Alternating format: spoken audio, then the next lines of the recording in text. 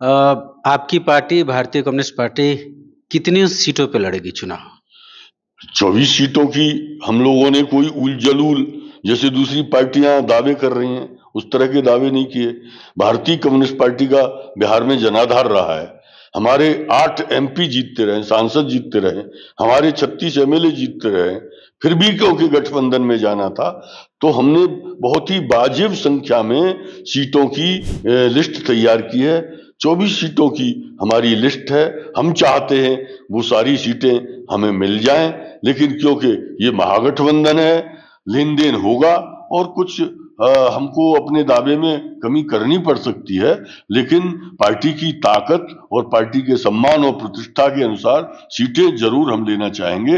और महागठबंधन के जो दूसरे साथी हैं, वो कम्युनिस्ट पार्टी की इस हैसियत और उसकी लोकप्रियता और उसकी शक्ति में एक बात और कहना चाहता हूं कि जिस गठबंधन में सीपीआई पर्टिकुलरली होती है, उस गठबंधन की विश्वसनीयता बढ़ जाती है। उनको बहुत फायदा होने जा रहा है हमारे उस गठबंधन में रहने से। नमस्कार, जनशक्ति डिजिटल में आपका बहुत-बहुत स्वागत है।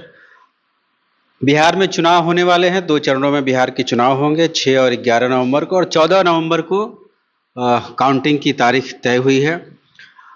बिहार में चुनाव में दोनों गठबंधन है, महागठबंधन और एनडीए। और आज से 10 तारीख से नामांकन की प्रक्रिया भी आरंभ हो गई है। आज हमारे साथ इन तमाम मसलों पर बातचीत करने के लिए भारतीय कम्युनिस्ट पार्टी के राष्ट्रीय सचिव गिरीश शर्मा जी हैं। और अभी अभी भारतीय कम्युनिस्ट पार्टी का 25वां महाधिवेशन चंडीगढ़ में संपन्न हुआ है। तो आपका बहुत बहुत स्वागत है पहले तो जनशक्ति में। धन्यवाद आपका। ये जो चंडीगढ़ में 25वां सम्मेलन हुआ और अभी देश में जो राजनीतिक हालात हैं, तो पार्टी ने कौन सी दिशा तय की कि कैसे वो इंडियन पॉलिटिक्स में भारतीय राजनीति में हस्तक्षेप करेगी? पहली बात तो यह है कि कम्युनिस्ट पार्टी में, भारतीय कम्युनिस्ट पार्टी में जिला प्रांत स्तर तक तो सम्मेलन कहा जाता है, और जो अखिल भारतीय स्तर पर जो आयोजन होता है उसको हम महाधिवेशन बोलते हैं, इंग्लिश में उसे कांग्रेस बोलते हैं। तो ये 25वीं कांग्रेस या महाधिवेशन 21 से 25 सितंबर 2025 के बीच पंजाब व हरियाणा की संयुक्त राजधानी चंडीगढ़ में संपन्न हुआ था। भारतीय कम्युनिस्ट पार्टी का क्योंकि ये शताब्दी वर्ष भी है, तो पार्टी के गौरवशाली इतिहास के 100 वर्ष हम पूरे करने जा रहे हैं। तो इस महाधिवेशन का कुछ अतिरिक्त ही महत्व था, और इस बात को इस महाधिवेशन के अंदर रेखांकित किया गया कि इस गौरवशाली इतिहास को आगे बढ़ाते हुए इस महाधिवेशन में हमें इस किस्म के फैसले लेने हैं ताकि पार्टी का पुनर्विकास हो, विस्तार हो, और पार्टी धीरे धीरे राज्य सत्ता को प्रभावित करने वाले स्तर तक पहुंचे और आगे चलते हुए राज्य सत्ता पर कब्जा करने वाली स्थिति में आए। इसके लिए हमने देश की और दुनिया की पूरी राजनीति की समीक्षा की, और हमने पाया कि पूरी दुनिया में इस समय उथल पुथल चल रही है। इतने युद्ध 1942 के बाद पहली बार दुनिया ने देखे हैं। 2 बड़े युद्ध चल रहे हैं। गाजा में जिस तरह मानवता का खून बहाया जा रहा है इजराइल के द्वारा, वो भी हमने देखा है।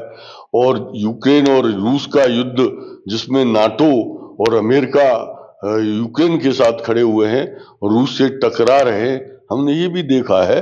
और इस बीच 5-6 और युद्ध हुए जो इस बीच रुक गए हैं। दोनों ही युद्धों में अमेरिका की भूमिका बड़ी नकारात्मक है। इतिहास के अनुभव ये बताते हैं कि जब भी इस तरह के युद्ध होते हैं, दुनिया में भारी परिवर्तन होते हैं। 1942 के द्वितीय विश्व युद्ध के बाद आधी तो नहीं, 1/3 दुनिया समाजवादी हो गई थी, और 1914 के पहले विश्व युद्ध के बाद सोवियत संघ में समाजवादी क्रांति हुई थी। ऐसा ही कुछ मुझको लग रहा है कि दुनिया में कुछ होने वाला है। श्रीलंका में हम जीते भी हैं, और भी कई देशों में जो कम्युनिस्ट पार्टियां हैं या वामपंथी शक्तियां हैं, वो सत्ता की ओर आई हैं और सत्ता में आती चली जा रही हैं। हमारे देश में भी एक भारी उथल पुथल है। ये उथल पुथल है अर्थव्यवस्था के अंदर, उथल पुथल है सामाजिक रीतियों के अंदर, समाज के अंदर, सांस्कृतिक स्तर पर उथल पुथल है। अर्थव्यवस्था जिसको कहा गया था कि हम दुनिया की चौथी अर्थव्यवस्था बनने जा रहे हैं, आज स्थिति यह है कि गरीबी की सीमा के नीचे जाने वाले लोगों की तादाद 50% तक पहुंच गई।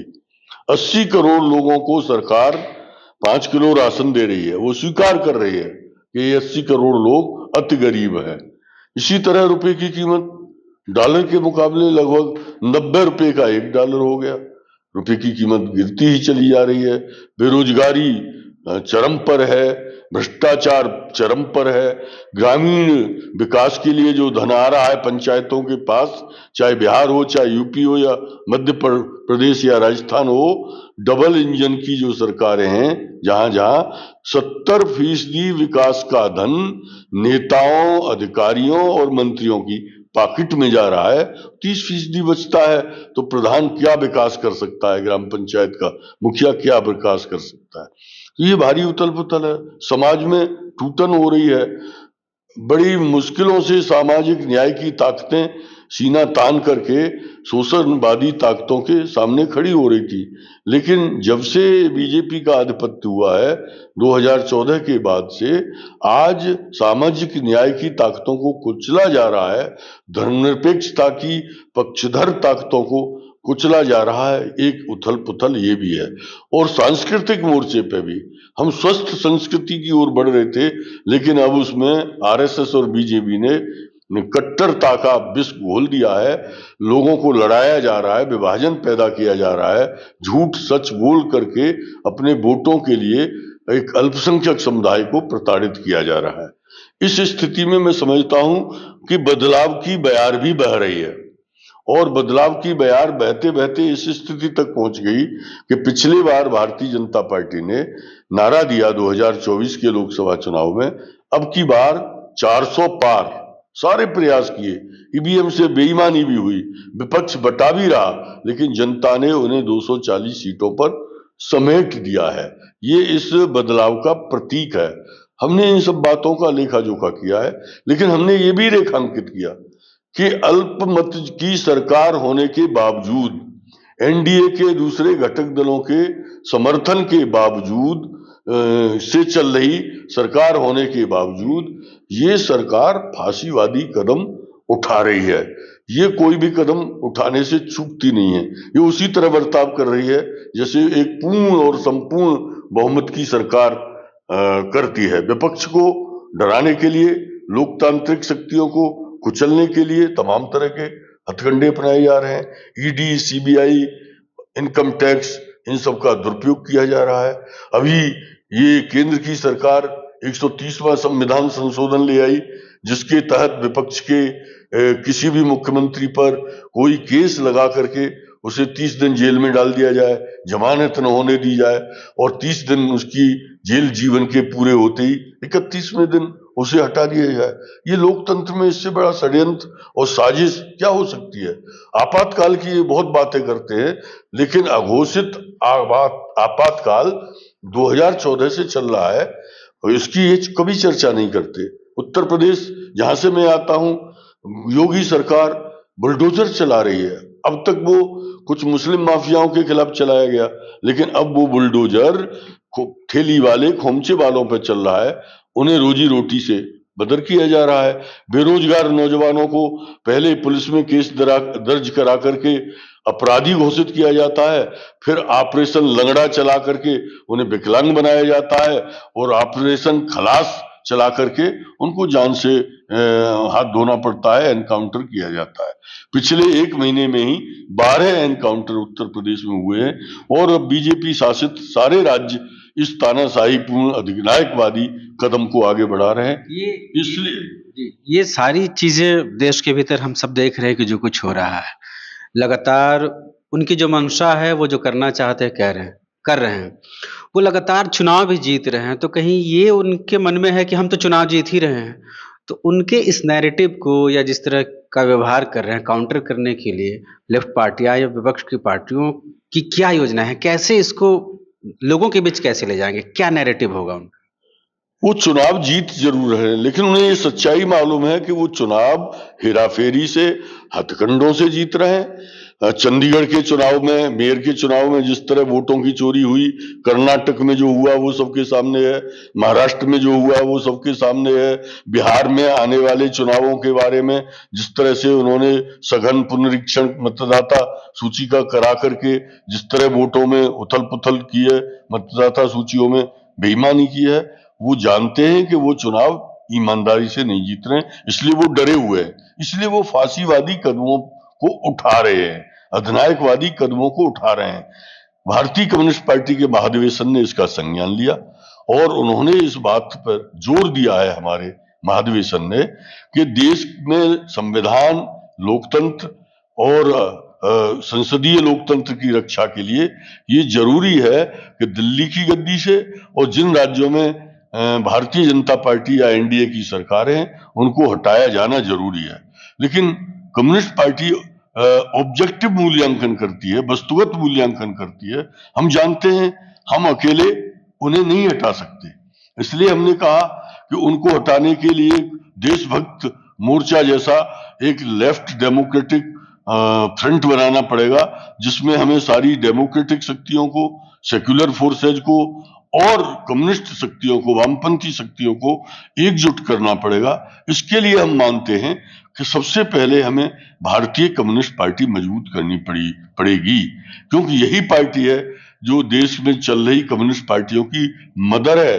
लोग हमसे दूर चले गए, स्वार्थवश चले गए, लेकिन हम जानते हैं कि कम्युनिस्ट पार्टी आज उसी रास्ते पर चल रही है। जितनी भी कम्युनिस्ट पार्टी हैं, जिस रास्ते के लिए, जिस संसदीय लोकतंत्र के लिए हमने 1964 के विभाजन से पहले निर्णय लिया था, तो हम कम्युनिस्ट एकता के लिए अपील कर रहे हैं। उसी के इर्द गिर्द वामपंथी एकता स्थापित होगी और वामपंथी एकता जब मजबूत होगी तब लोकतांत्रिक एकता स्थापित होगी, और जब लोकतांत्रिक एकता बनेगी तो फिर ये मोदी, योगी जैसे लोगों की सरकारें कहीं दिखाई नहीं देगी। ये हमारे अधिवेशन ने तय किया है। अभी आप लगातार बिहार घूम भी रहे हैं, कई जिलों का आपने दौरा किया, क्या वोट चोरी मुद्दा बन पा रहा है ग्राउंड पर? अभी मैं दौरा कर रहा हूं, कई जिलों में अभी भी गया। उससे पहले जब ये वोट चोरी के खिलाफ जो यात्रा चल रही थी महागठबंधन की, उसमें भी मैं कई दिनों तक साथ था।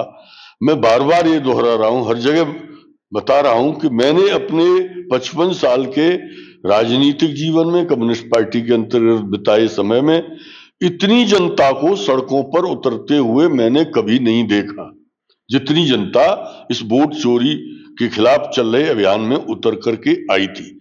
मैंने जेपी आंदोलन भी अपनी आंखों से देखा है, उससे 10 गुनी जनता इस बार सड़कों पर उतरी थी बिहार के अंदर। तो जब जेपी आंदोलन में जनता के सड़कों पर उतरने से पूरे देश में सत्ता परिवर्तन हुआ था, मेरा दृढ़ विश्वास है कि आज बिहार में सत्ता परिवर्तन के लिए भूमि तैयार है।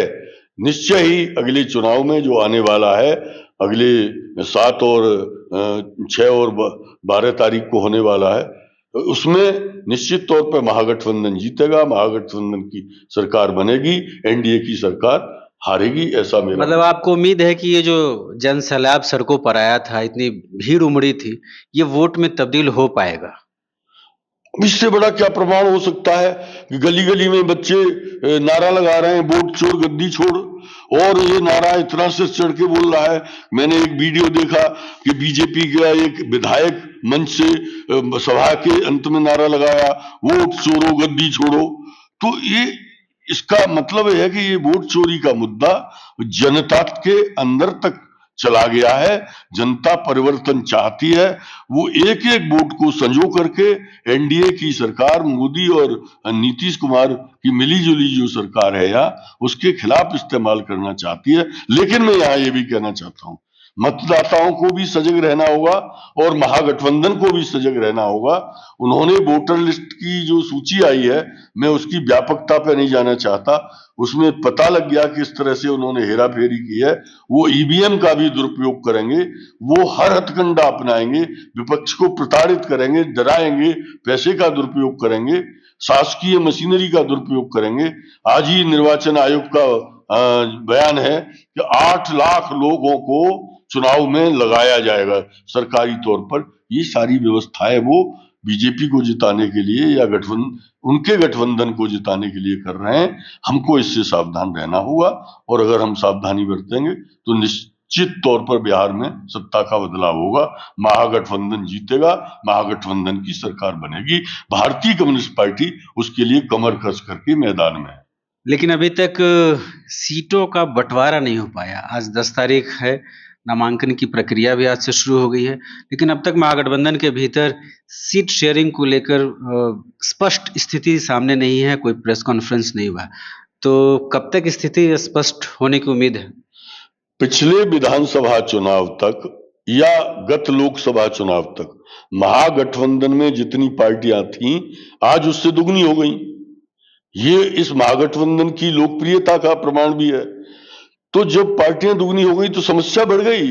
सबको एडजस्ट करना है हम लोगों को, और सबको बलिदान और कुर्बानियां करनी है। तो होमवर्क हुआ है, मीटिंगें हुई हैं, चर्चाएं हुई हैं, कोशिश की जा रही है कि जल्दी से जल्दी ये सीटों का तालमेल हो जाए और नामांकन शुरू हो जाए। मुझे लग रहा है काफी हद तक काम हो चुका है। 1-2 दिन में सारी बात साफ हो जाएगी। जल्दी ही संयुक्त पत्रकार वार्ता में महागठबंधन की सीटों का ऐलान हो जाएगा। कोई समस्या नहीं आएगी। कहीं हम दबेंगे, कहीं वो दबेंगे, और मिलजुल करके रास्ता निकालेंगे। आपकी पार्टी भारतीय कम्युनिस्ट पार्टी कितनी सीटों पे लड़ेगी चुनाव? 24 सीटों की हम लोगों ने कोई उल जैसे दूसरी पार्टियां दावे कर रही हैं, उस तरह के दावे नहीं किए। भारतीय कम्युनिस्ट पार्टी का बिहार में जनाधार रहा है। हमारे 8 MP जीतते रहे, सांसद जीतते रहे, हमारे 36 MLA जीतते रहे। फिर भी क्योंकि गठबंधन में जाना था, तो हमने बहुत ही वाजिब संख्या में सीटों की लिस्ट तैयार की है। 24 सीटों की हमारी लिस्ट है। हम चाहते हैं वो सारी सीटें हमें मिल जाएं, लेकिन क्योंकि ये महागठबंधन है, लेन देन होगा और कुछ हमको अपने दावे में कमी करनी पड़ सकती है, लेकिन पार्टी की ताकत और पार्टी के सम्मान और प्रतिष्ठा के अनुसार सीटें जरूर हम लेना चाहेंगे। और महागठबंधन के जो दूसरे साथी हैं, वो कम्युनिस्ट पार्टी की इस हैसियत और उसकी लोकप्रियता और उसकी शक्ति में एक बात और कहना चाहता हूं कि जिस गठबंधन में CPI पर्टिकुलरली होती है, उस गठबंधन की विश्वसनीयता बढ़ जाती है। उनको बहुत फायदा होने जा रहा है हमारे उस गठबंधन में रहने से। इसलिए उनको कंसीड करना ही पड़ेगा हमारे लिए। कुछ उचित सीटें हमें देनी ही होंगी, और हम उम्मीद कर रहे हैं कि गठबंधन के जो कर्णधार हैं वो जरूर कम्युनिस्ट पार्टी के प्रति सदास्यता का परिचय देंगे, और अच्छी संख्या में सीटें हमें मिलेंगी। हम लड़ेंगे और अच्छी तादाद में जीत करके विधानसभा में पहुंचेंगे। कई तरह की खबरें आ रही है। RJD चाहती है कि 143 या उससे ज्यादा सीटों पर लड़े। कांग्रेस 70 सीटों की डिमांड कर रही है। मुकेश सहनी है। आपकी पार्टी पिछली बार 6 सीटों पर लड़ी थी। आपने कहा सम्मानजनक सीट, और 24 सीटों की मांग आपने की है। तो क्या 24 मिलेंगी आपको, या 6 में 6 ही रह जाएंगी, या 2-4 बढ़ेगा? हमारी चाहत है कि हमें 24 मिले, और पिछली बार हम 6 लड़े थे, तो मीडिया में कहीं मैंने पढ़ा कि परफॉर्मेंस संतोषजनक नहीं थी। हमारी 2 सीटों को जबरदस्ती हराया गया था, ये कौन नहीं जानता। गठबंधन में भी कुछ भीतरघात हुआ था। निर्दलीय प्रत्याशी कई सीटों पर कांग्रेस के हमारे खिलाफ लड़ गए थे, इसलिए हमारी वो परफॉर्मेंस नहीं आई जो आनी चाहिए थी। कुछ सीटें तो जीतते जीतते हमको हराया गया। ये बात मीडिया में भी आ गई, पूरा देश जानता है। लेकिन इस बार हम कोशिश कर रहे हैं कि ये गठबंधन के जो दल हैं, हमने उनसे कहा है कि कोई किसी के खिलाफ निर्दलीय या सदलीय प्रत्याशी न लड़ाए, सब मिलकर के लड़े। जब मिलकर के लड़ेंगे तो कम लड़के भी ज्यादा सीटें आएंगी। ये बात हमने समझाई है, और हम लोग भी ये प्रयास कर रहे हैं कि जो सीटें हमारे पक्ष में आवंटित होंगी, हम 100% सीटें जीतने की कोशिश करेंगे। बछवाड़ा आपकी एक सीट है बेगूसराय में, जिस पर कांग्रेस भी दावा कर रही है, और पिछली बार लगता है कांग्रेस समर्थित कोई उम्मीदवार भी था जिसने अच्छा खासा वोट लिया था। तो बछवाड़ा को लेकर क्या निर्णय हुआ है, कुछ हुआ है क्या? कांग्रेस का मैं बड़ी कड़वी बात कह रहा हूं कि कांग्रेस का सीट टू सीट सिंबल पर बहुत ज्यादा वोट नहीं है। बछवाड़ा में जो सज्जन लड़ गए थे वो निर्दलीय प्रत्याशी के रूप में आए थे और उनका टिकट कटा था, उनके प्रति व्यक्तिगत सिंपैथी भी थी, तो वो इतना वोट पा गए। वो कांग्रेस का वोट नहीं था, नंबर एक। नंबर दो, बेगूसराय में तो कांग्रेस अगर दावा कर रही है तो वो गलत कर रही है। आज मैंने कहीं किसी एक अखबार में एक लेख पढ़ा है और उस लेख का जिस्ट ये है, सार तत्व ये है, लब्बो लुआब ये है कि कांग्रेस अभी भी गठबंधन धर्म निभाना नहीं जानती है। वो इस तरह की बातें कर देती है कि गठबंधन का नुकसान होता है। मैंने ये सवाल उठाया है जगह जगह कि राजस्थान और मध्य प्रदेश, छत्तीसगढ़, हरियाणा में अगर लेफ्ट को भी गठबंधन में एडजस्ट किया होता तो परफॉर्मेंस अच्छी होती। लोकसभा चुनाव में चाहे उत्तर प्रदेश हो या दूसरे राज्यों, लेफ्ट को अगर एडजस्ट किया होता तो परिस्थिति और दूसरे किस्म की होती। लेकिन वो अभी नहीं समझ पा रहे हैं कि गठबंधन क्या होता है। कोशिश कर रहे हैं, पिछले बार से कुछ ज्यादा वो समझेंगे। और इस बार एक बड़ी बात यह है कि इस चुनाव से पहले एक बड़ा आंदोलन सबने मिलजुल के चलाया है। उस आंदोलन में एक समझदारी भी कायम हुई है, एकता भी कायम हुई है। और हम समझते हैं कि अंत होते होते, सीटों के बंटवारे होते होते, हम एक दूसरे की बात को समझेंगे, एक दूसरे की ताकत का सम्मान करेंगे, एक दूसरे के हितों का सम्मान करेंगे। और सीपीआई अपने हितों के सम्मान की सबसे उम्मीद करती है। और हम इस बात की गारंटी करते हैं कि जहां जहां गठबंधन के प्रत्याशी लड़ रहे होंगे, सीपीआई का एक एक कार्यकर्ता महागठबंधन के प्रत्याशियों की जीत सुनिश्चित करने का प्रयास करेगा।